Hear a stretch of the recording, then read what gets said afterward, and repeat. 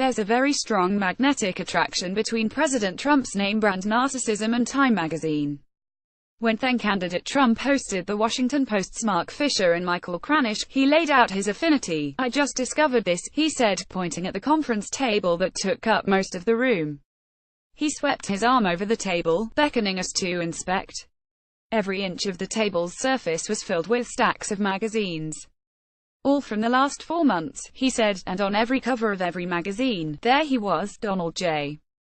Trump, smiling or waving or scowling or pouting, but always him. Cover of Time, 3 times in 4 months," he said. "No one ever before. It's amazing. There he was on the New York Times Magazine, and on Esquire, and on Rolling Stone, and on and on. The man who was about to be nominated as the Republican candidate for president, his successor, his notoriety emblazoned on magazine after magazine. He was very much impressed." One helpful Twitter user documented the annual narcisso-anxiety complex that overcomes the President of the United States vis-a-vis a magazine cover. Occasion for that compilation was Trump's Friday tweet about apparent discussions with Time magazine for its Person of the Year extravaganza, and where there's a Trump tweet, there's also a refutation waiting to surface on the timeline of some interested party. Here, Time magazine itself, one big Trump partisan jumped in to challenge the magazine. "I call total bulls on Time.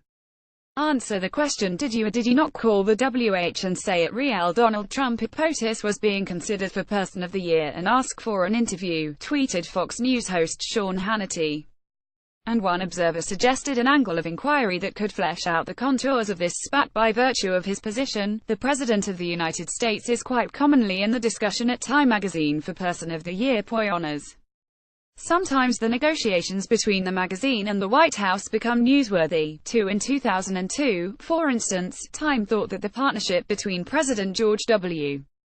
Bush and Vice President Dick Cheney would make for a compelling presentation. The White House, however, declined to provide access for this brainstorm, apparently not wishing to see the president eclipsed by his strong-willed no. 2 at the time. That move seemed to reflect insecurity and thin-skinnedness in the Oval Office.